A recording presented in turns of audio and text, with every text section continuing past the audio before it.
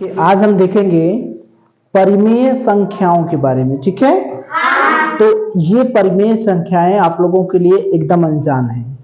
इसके बारे में अभी हमें पता नहीं है कि क्या है, होती है परिमेय संख्याएं, किसे कहते हैं परिमेय संख्याएं। ठीक है, तो जिन संख्याओं को हम जानते हैं उसके आधार पर हम देखेंगे परिमेय संख्याओं को। जैसे हमने अपनी पिछली कक्षाओं में क्या क्या पढ़ा है, हम लोग पढ़े हैं प्राकृतिक संख्याओं के बारे में, जो गिनती वाली संख्याएं हैं शून्य को छोड़कर, जो सामान्य भाषा में लोग इस्तेमाल करते हैं, जो प्रकृति से हमें मिलती हैं, जैसे 1, 2, 3, 4, 5 इस तरह से अनंत तक। ये सब जो संख्याएं हैं ये हैं प्राकृतिक संख्याएं जिसे हम जानते हैं। ठीक है, ये तो जानते हैं। ये यानी नेचुरल नंबर, प्राकृतिक संख्याएं 1, 2, 3, 4, 5 इस तरह से डॉट डॉट डॉट अनंत तक होती है। ठीक है, ये हम सीख चुके हैं। उसके बाद नंबर आता है, इन्हीं प्राकृतिक संख्याओं में अगर शून्य को सम्मिलित कर लिया जाए, इसका मतलब समझे कि जब तक शून्य का आविष्कार नहीं हुआ था लोग किसके बारे में जान रहे थे, प्राकृतिक संख्याओं के बारे में।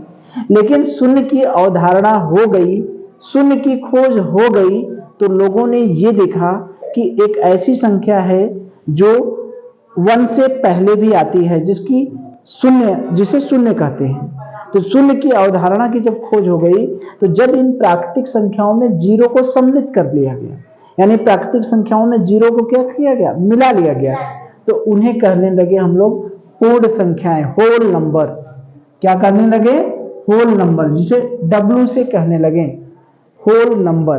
ठीक है, तो होल नंबर यानी पूर्ण संख्याओं में आती हैं 0, 1, 2, 3 से लेके ये अनंत तक। ठीक है, तो ये हो गई पूर्ण संख्या। उसके बाद आता है पूर्णांक। ठीक है, पूर्णांक मतलब इंटीजर।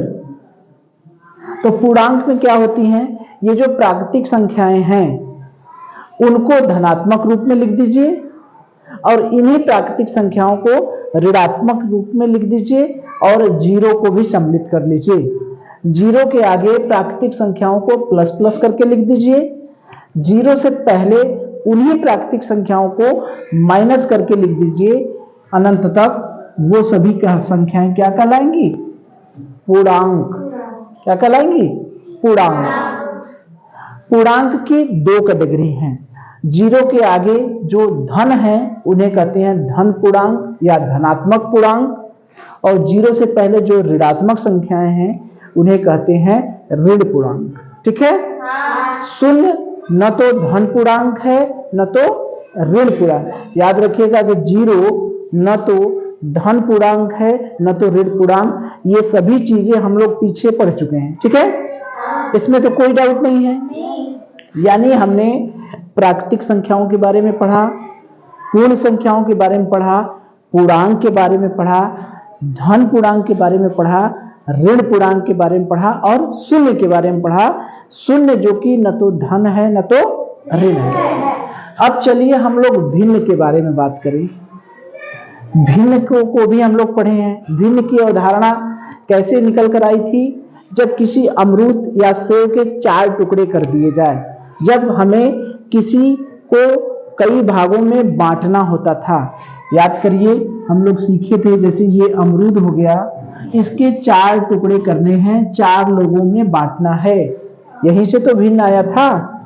इस अमरूद के 4 टुकड़े कर दिए, इसमें से एक टुकड़ा निकाल दिए, तो इस एक टुकड़े को हमने कहा 1/4 भाग। यह है।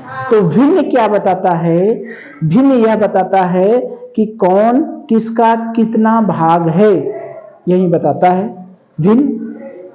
ठीक है, अगर दोनों भागों को मिला दिए, दोनों को एक साथ ले लिए, 2 भाग हो गए, तो दोनों को मिला करके कहेंगे 2/4। 4 में से 2 भाग यानी 2/4 भाग। तो ये हमारी हो गई भिन्न। भिन्न में एक अंश होता है और एक हर होता है। क्या भिन्न में कभी निगेटिव भी आता है, ऋण भी आता है? क्या कभी आपने इस तरह का भिन्न देखा है, इस तरह का भिन्न देखे हैं? बताइए, किसी अमरूद का टुकड़ा करेंगे, 5 भाग में से 3 भाग ले लेंगे तो 3/5 कहते हैं, लेकिन ऋण 3/5 क्या भिन्न है? ऋण 3/5 भिन्न है? नहीं है। ठीक है, तो चलिए अब हम लोग देखें कि बताइए -3 क्या है? पूर्णांक है कि नहीं? पूर्णांक है ना, -3 इधर है, पूर्णांक है। ऋणात्मक संख्याएं पूर्णांक में ही आएंगी, चाहे उसे ऋण पूर्णांक कहें चाहे पूर्णांक कहें। 0 क्या है? पूर्णांक है, 0 है ना पूर्णांक में। अगर हमने +7 लिख दिया, वो भी पूर्णांक होगा कि नहीं? पूर्णांक है। ठीक है, अब देखिए, अब बात आती है कि अगर -12 में हमने 3 का भाग दे दिया, पहले 12 में 3 का भाग दे दिए, तो 12 में 3 का भाग देंगे तो क्या आएगा? 3 चौका 12। 4 क्या है? पूर्णांक है? 11 में हमने 3 का भाग दे दिया तो भाग तो नहीं जाएगा, लेकिन इसको हम क्या कह सकते हैं? अंश और हर। 3 अमरूद में 11 टुकड़े किए गए हैं, यही ना है? 3 कोई पदार्थ है, 3 कोई वस्तु है, उसमें 11 लोगों में बांटना है, तो एक को कितना मिला? 11/3। ठीक है, तो इसको क्या कहेंगे हम? भिन्न कहेंगे, भिन्न कहेंगे। अब देखिए, अगर हम कहें कि -5/7 ये क्या है? क्या पूर्णांक है? ध्यान से देखकर बताइए, पूर्णांक है? -5/7 पूर्णांक में कहीं बटा है? ये पूर्णांक है? नहीं है। भिन्न है? भिन्न में कहीं ऋण दिखाई दिया? किसी भी आम का या सेव का टुकड़ा करेंगे तो एक टुकड़ा लेंगे तो वो धन में ही होगा कि ऋण में चला जाएगा? किसमें होगा? धन में ही होगा। तो ये ऋण 5/7 भिन्न होगा? बताइए, भिन्न भी नहीं होगा। तो यह न तो पूर्णांक है, न तो क्या है? भिन्न है। तो इसका मतलब यह एक नई संख्या आ गई। ठीक है, यह नई संख्या के बारे में ही पढ़ेंगे। इसी नई संख्या को हम कहेंगे परिमेय संख्या। ठीक है, परिमेय संख्या क्या कहेंगे? परिमेय संख्या। अब परिमेय संख्या के बारे में हम देख सकते हैं। इसका मतलब देखिए, ये जो परिमेय संख्या है, ये जो परिमेय संख्या है वह P/Q के रूप में रहेगी। P/Q के रूप में रहेगी। P क्या है और Q क्या है? Q कभी भी 0 नहीं होगा। ठीक है, और ये जो है कि P और Q जो है ये पूर्णांक है। बात समझ में आ रही है? तो ये देखिए कि परिमेय संख्या को हम P/Q के रूप में लिख सकते हैं, लेकिन ये P और Q क्या है? पूर्णांक है, लेकिन Q कभी भी 0 नहीं होगा। पूर्णांक का मतलब समझ रहे हैं? पूर्णांक का मतलब कि P और Q तो 0 नहीं होगा। ठीक है, P और Q पॉजिटिव भी हो सकते हैं और निगेटिव भी हो सकते हैं। हो सकते हैं कि नहीं? हो सकते हैं। जैसे मान लीजिए हमने 2/3 लिख दिया, तो क्या यह भिन्न है कि नहीं? भिन्न है, भिन्न है ना?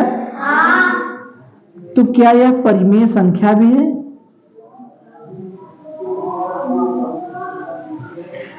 दो पूर्णांक है कि नहीं, तीन पूर्णांक है कि नहीं है, तो 2/3 p/q के रूप में लिखा है कि नहीं, तो ये परिमेय संख्या है कि नहीं है। ठीक है, अगर हमने लिख दिया -4 तो ये पूर्णांक है कि नहीं, -4 पूर्णांक है कि नहीं, -4 एक ऋण पूर्णांक है, नहीं है क्या, ऋण पूर्णांक है, तो क्या यह परिमेय संख्या नहीं है।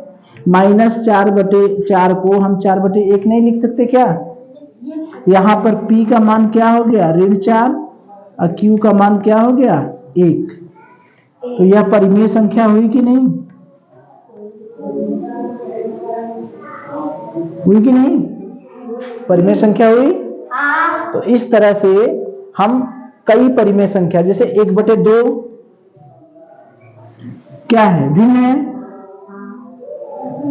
ठीक है, अब ये भी परिमेय है,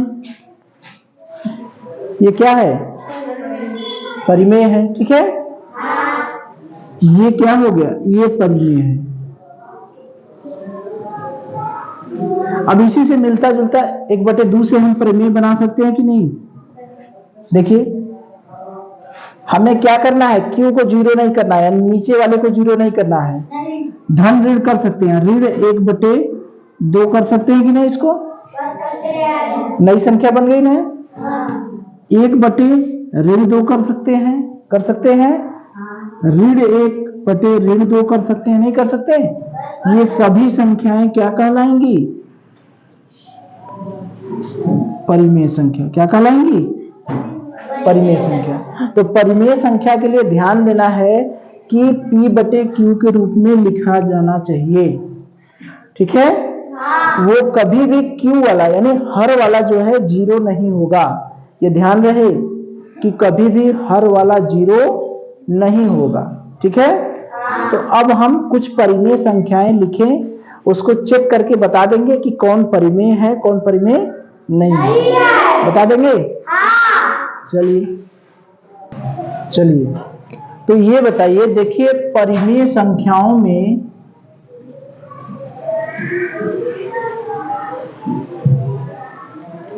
हमें एक चीज समझ में आ गया कि जितनी भी परिमेय संख्याएं होंगी उन्हें हम p/q के रूप में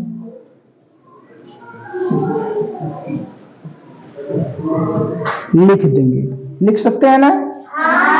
अब q 0 हो सकता है कि नहीं, q 0 नहीं हो सकता। परिमेय संख्या को p/q के रूप में लिखेंगे लेकिन q 0 नहीं हो सकता। तो हम ये भी कह सकते हैं कि p/q क्या है, ये अंश है, ये हर है। तो ऐसा भिन्न जिसका हर 0 न हो, ये भी कह सकते हैं ना, ऐसा भिन्न जिसका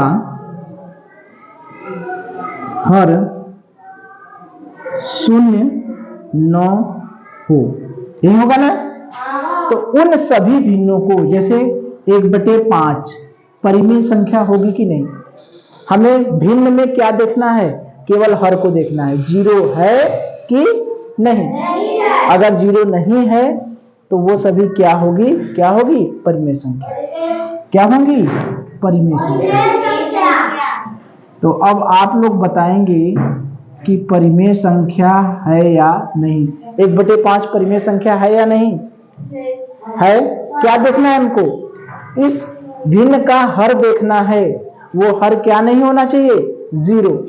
क्या नहीं होना चाहिए, 0। तो 1/5 परिमेय है कि नहीं, ऋण 3/7 परिमेय है कि नहीं है। हमें क्या देखना है, केवल q को देखना है, वह 0 न हो। ठीक है, -3/4 परिमेय है कि नहीं है।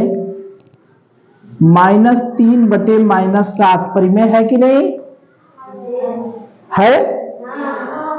देखिए अंश ऋण हो सकता है, हर ऋण हो सकता है,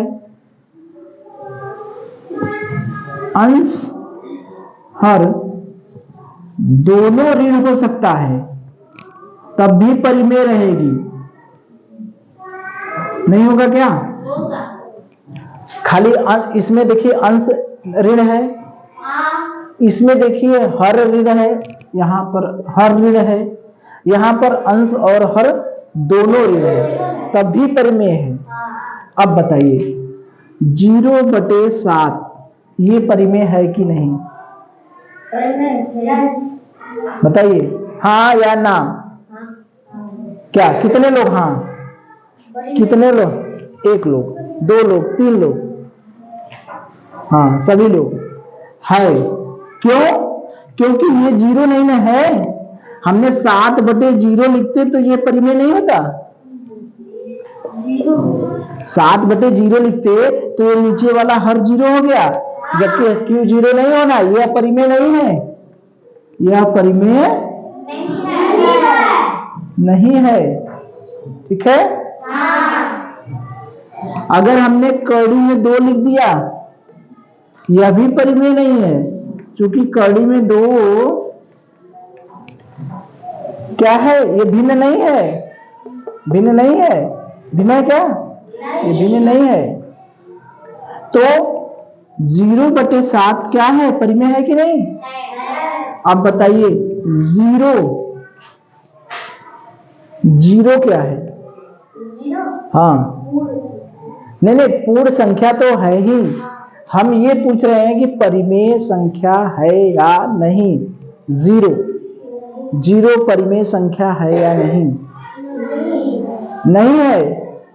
देखिए 0 को हम 0/1 नहीं लिख सकते, 0 को हम 0/2 नहीं लिख सकते, 0 को 0/5 नहीं लिख सकते। 0 एक ऐसी संख्या है, हम लोग शून्य का गुण भी पढ़े हैं। शून्य का गुण 0 में किसी भी संख्या से भाग देंगे, आंसर हमेशा क्या आएगा? 0। 0 का मतलब ये हुआ कि 0/1 लिखिए, चाहे 0/2 लिखिए, चाहे 0/5 लिखिए, या 0/7 लिखिए। तो ये बताइए कि शून्य परिमेय संख्या हुआ या नहीं? बताइए है कि नहीं? परिमेय संख्या है, परिमेय संख्या है। तो याद रखिएगा कि जो शून्य है अपना, वह क्या है? परिमेय संख्या है। क्या है? परिमेय संख्या है। अच्छा ये बताइए सभी भिन्न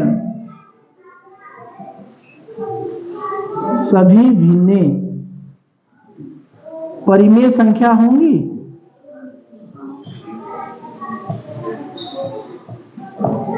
सही है। जितनी भी भिन्न है, भिन्न में क्या होगा? अंश होगा, हर होगा, तो वो सभी भिन्न परिमेय संख्या होगी। बताइए सोच के। जितने भी भिन्न हैं 1/2, 5/7, 9/11, भिन्न में कभी 0 नहीं रहता कि 0 भी रहता है? ऐसा कोई भिन्न होता है? भिन्न को हम लोग 9/0 ये भिन्न है? बताइए ये भिन्न है? नहीं। भिन्न में कभी भी हर तो 0 रहता नहीं। तो जब भिन्न में हर 0 नहीं रहता तो इसका मतलब भिन्न में हर जो है 0 नहीं रहता। यही ना हुआ? जैसे 1/5 हमने लिखा तो इसमें हर 0 है, हर तो 0 नहीं है। तो भिन्न में हर 0 नहीं होता, तो क्या सभी भिन्न परिमेय संख्या नहीं हो जाएगी? तो सभी भिन्न क्या होंगी? परिमेय संख्या होंगी। ये तो सही बात है। तो लेकिन क्या सभी परिमेय संख्या भिन्न होगी? ये बताइए। मतलब समझे? जितनी भी परिमेय संख्याएं हैं क्या वह भिन्न ही है? ये सही है? ये तो कभी नहीं सही है।